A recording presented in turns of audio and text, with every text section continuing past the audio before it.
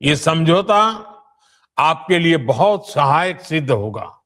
of all deals for 2 billion people, जिसमें से दोनों साइड जो है वो बेनिफिट लेंगे।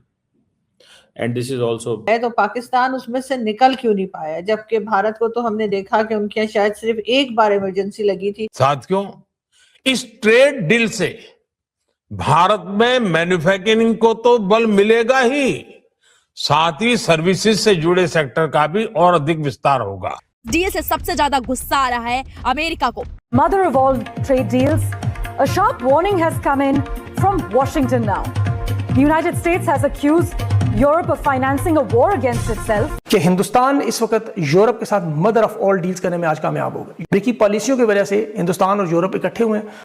अच्छा, मजे की बात है कि ये जो डिफेंस डील है, this is a defence and maritime security partnership, खातिर मुस्लिम लीग में शामिल हो गए और उसके बाद वो इक़्तिदार में आ गए और हमारी जो टॉप पॉलिटिकल लीडरशिप थी वो ये फ्री ट्रेड एग्रीमेंट दुनिया के हर बिजनेस, हर इन्वेस्टर के लिए भारत पर कॉन्फिडेंस को और मजबूत करेगा। Broadcast now the so-called mother of all deals has now triggered a sharp reaction from Washington. The Trump administration appears to be rattled as US Treasury Secretary has now pushed back, saying United States has made far bigger sacrifice than Europe.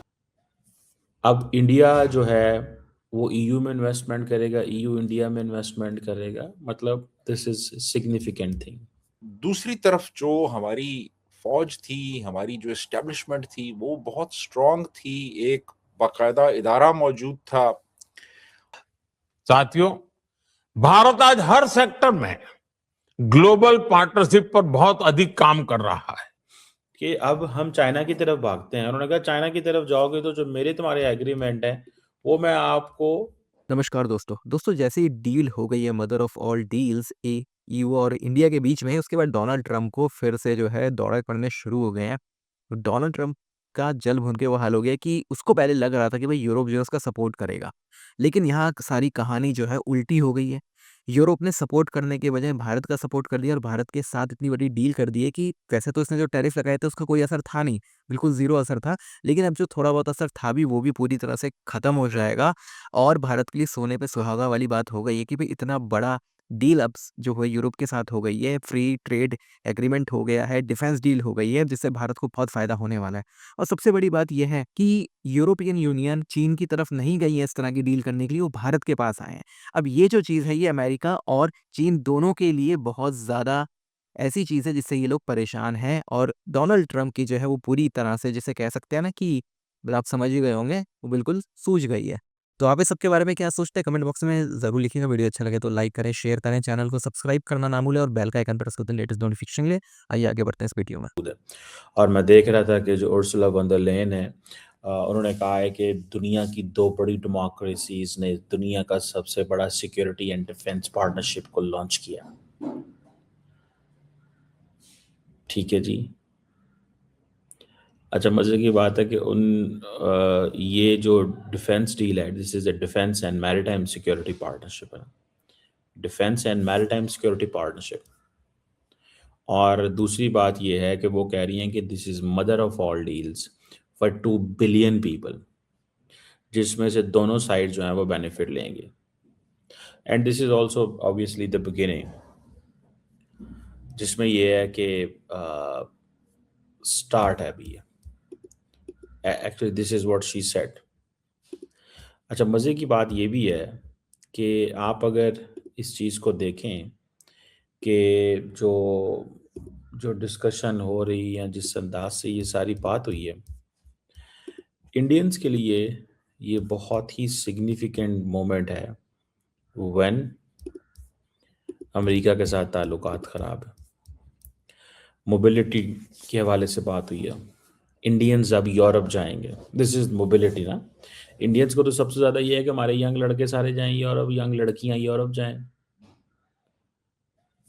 अब India जो है वो EU में investment करेगा, EU India में investment करेगा, मतलब this is significant thing.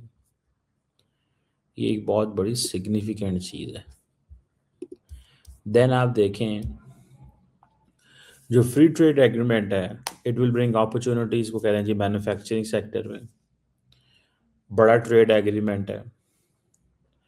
और 3 दिन से वो यहाँ पे है, जो यूरोपियन लीडरशिप है वो 3 दिन से यहाँ पे है। आप यहीं से अंदाज़ा लगा लें कि इतना दे हैड अ फियर कि अगर अमेरिका के साथ तो हमारी चीज़ें नहीं हो रही, जैसे फॉर एग्जांपल अगले दिन अमेरिकन प्रेसिडेंट ने उसको कनाडा को कह दिया अगर तुमने चाइना के साथ डील साइन की तो मैं तुम्हें जो है वो मुश्किल में डाल दूंगा।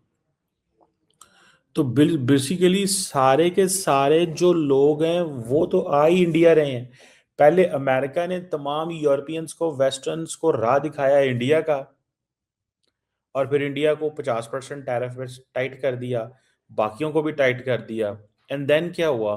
देन ये हुआ कि ये जितने मुल्क हैं इन सब ने ये सोचा कि अब हम चाइना की तरफ भागते हैं। उन्होंने कहा चाइना की तरफ जाओगे तो जो मेरे तुम्हारे एग्रीमेंट हैं वो मैं आपको उस पर टफ टाइम दूंगा।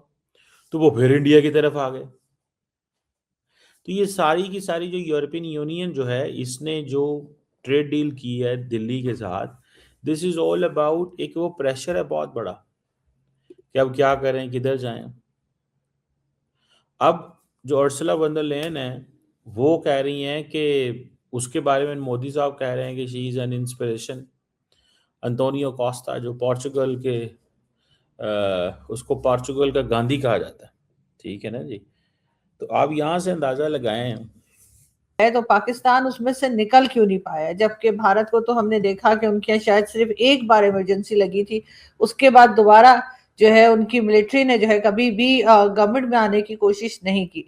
बहुत शुक्रिया सर, क्या जा पाए, थैंक यू सो मच। और क्या कहेंगे आप इसके ऊपर?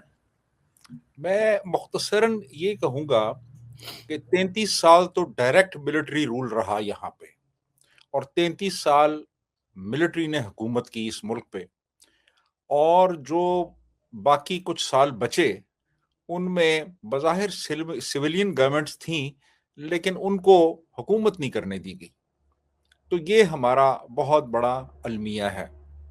अच्छा, अब जब मुल्क वजूद में आया तो उस वक्त हमने जो एक ब्रिटिश मिलिट्री ट्रेडिशंस थी उनको हमने इनहेरिट किया, और वो बड़ी स्ट्रॉन्ग थी, और एक इंटीग्रेटेड एक फोर्स थी, स्ट्रॉन्ग फोर्स थी, और तकरीबन 33% जो यूनाइटेड इंडिया की फौज थी वो पाकिस्तान के हिस्से में आई।